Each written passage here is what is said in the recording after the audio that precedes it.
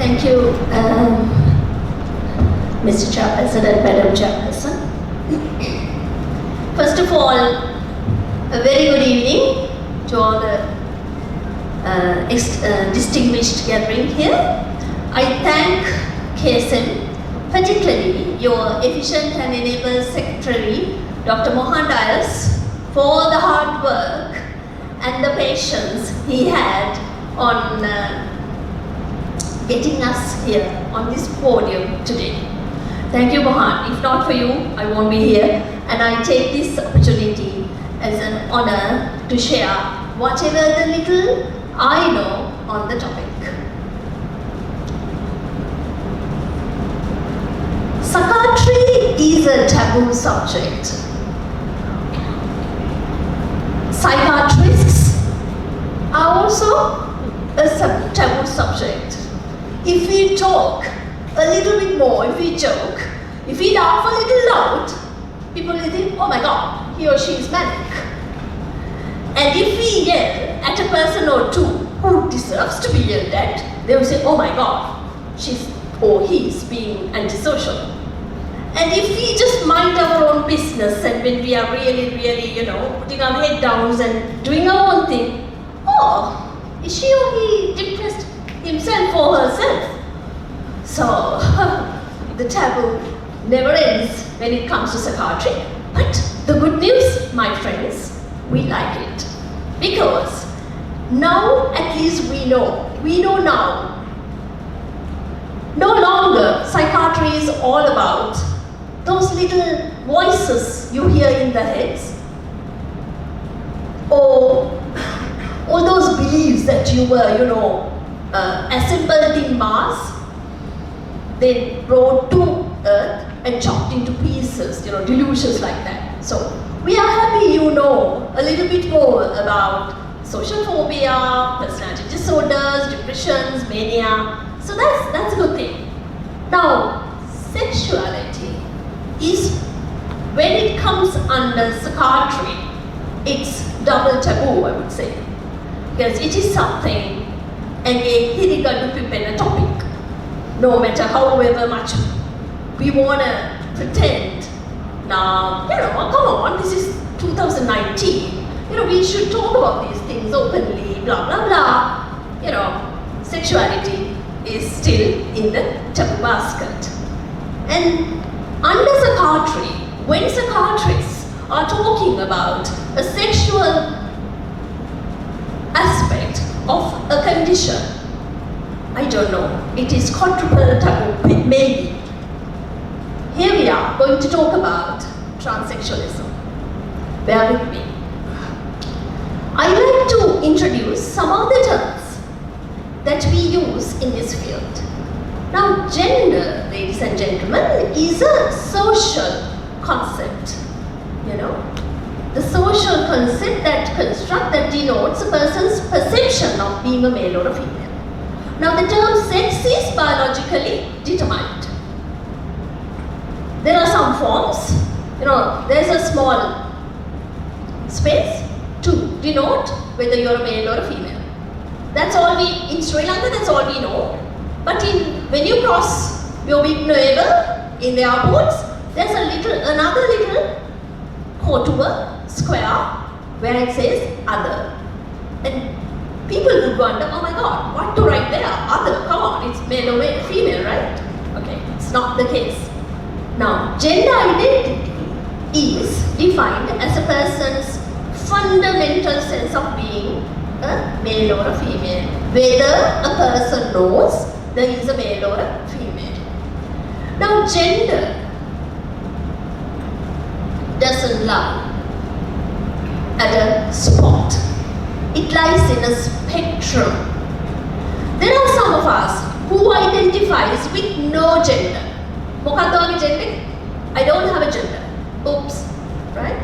And some identifies with male as well as female gender.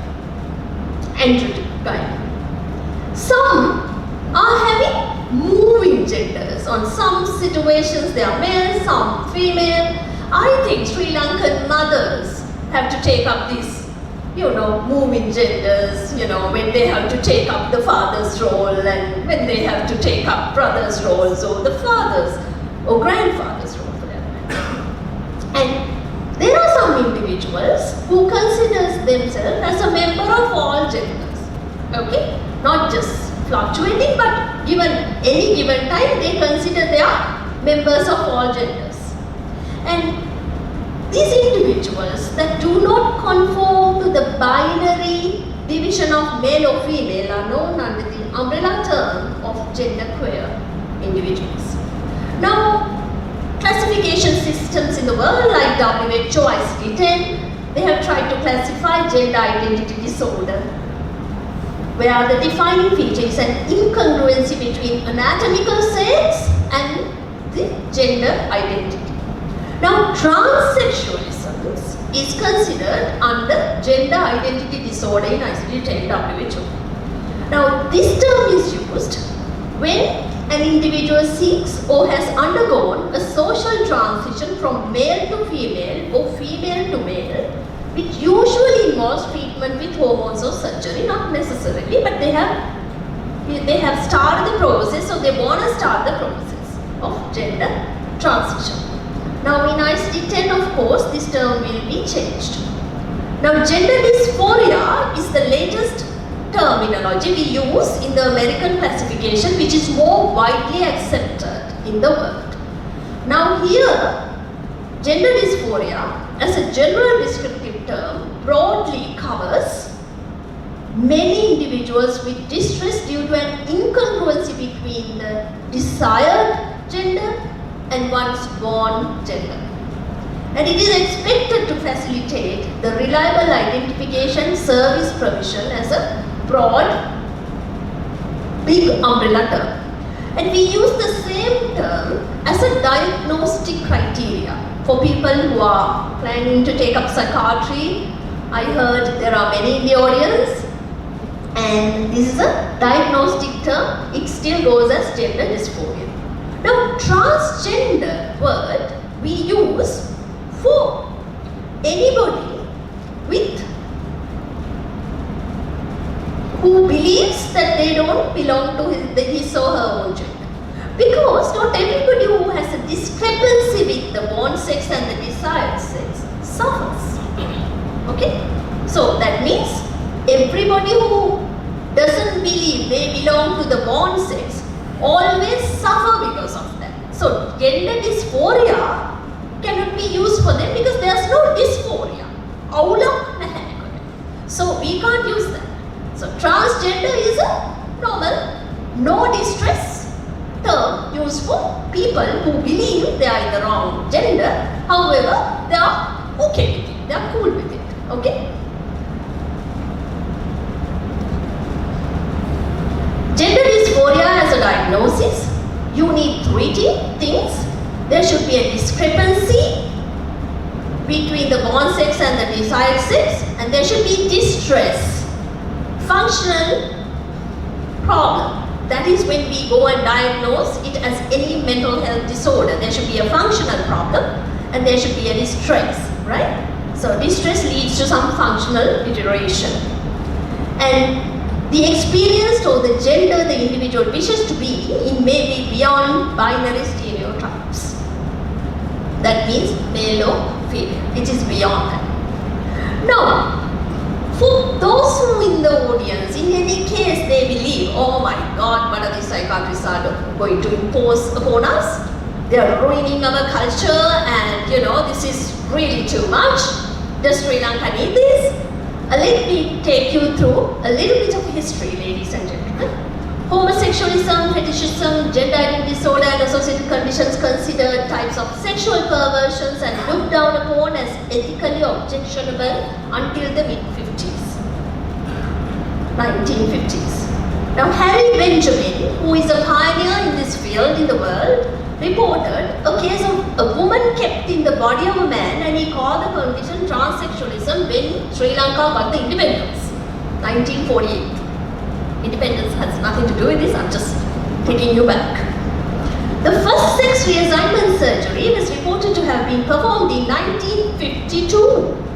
Excuse me, ladies and gentlemen, I'll remind my psychiatric colleagues in the audience, it is in 1950s we got our first psychotropic chlorpromazine introduced. Way back, psychiatry was not evolved that time. But in 1952, some group of people have done the first reassignment surgery. John Williams Money advocated the concept of gender in 1957. So even before the concept of gender was introduced and discussed, the first sex reassignment surgery has done in the world. How do they present? I'm not going to embark on this much because my third co-speaker will talk. Different in different age groups. The pre-pubertal assigned females express strong wish to be a boy or claim that they are already boys. Wants to grow up to be a man. Prefer everything boys prefer. They play cricket, they jump up, they climb trees. Hate or reject anything that indicate they are females.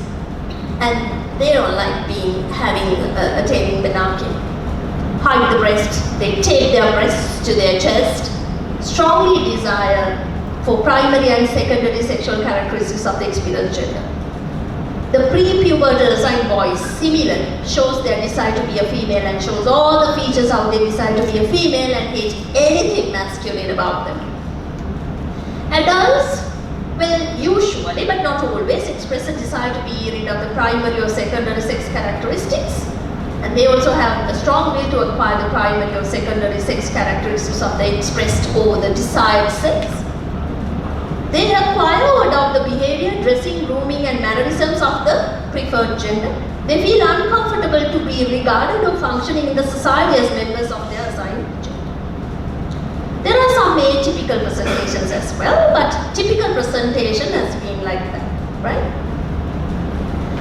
How do we do? What do we do for them?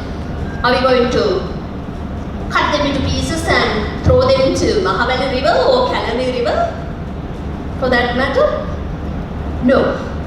There are consensus among the expertise in the field. I must admit there aren't many evidence-based treatments in the world, not even in our little country, but even in America, even in very, very transgender friendly countries like Norway, Netherlands, right? Even in those countries, we don't have a huge amount of evidence. However, people have got together and come up with consensus guidelines from the time of as early as 1979. The key thing to management is multidisciplinary team approach. Ladies and gentlemen, we psychiatrists can't do this alone. We need surgeons, we need plastic surgeons, we need VOGs. We need the help of all the people involved in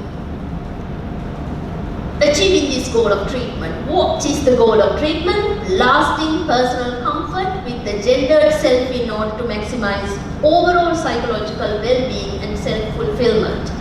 In simple singlets, they just wanna, the goal of the treatment is let them live the life they want to the maximum potential. There are 5 principal therapeutic elements. Assessment of gender dysphoria and any coexisting mental health issues. The commonest comorbid or coexisting mental health issue, ladies and gentlemen, is the depression and anxiety. That is not because of the transgenderness, but because how they are treated in the community and how they are restricted in their lives because of this condition. And psychotherapy has a huge role, and we talk about a real life experience in the desired gender role. We let the transsexuals stay in their preferred sex for 1 to 2 years. Then we get on with the cross-sex hormone therapy. Then, of course, sex reassignment surgeries, multidisciplinary, multi-element therapy. We need lawyers as well sometimes. We need government officers. We were working with Attorney General of the country because we had to make sure the law is there. What is our role? We are the key coordinating person in this whole business of management of transsexualism.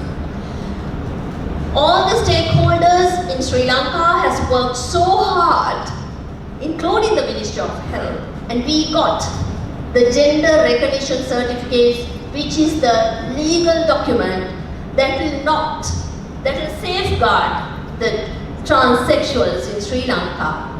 Before this, there was a risk that they will be put into the jail because there was no legal document as such. Those days, we talked to the Attorney General. When I said those days, I started this in 2001.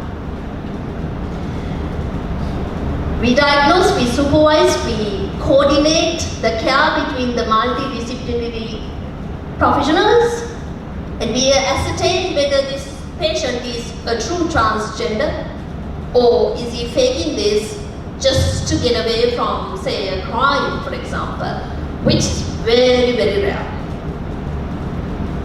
We support, we treat, we liaise with the families, we support families together with the psychologist involved in the care.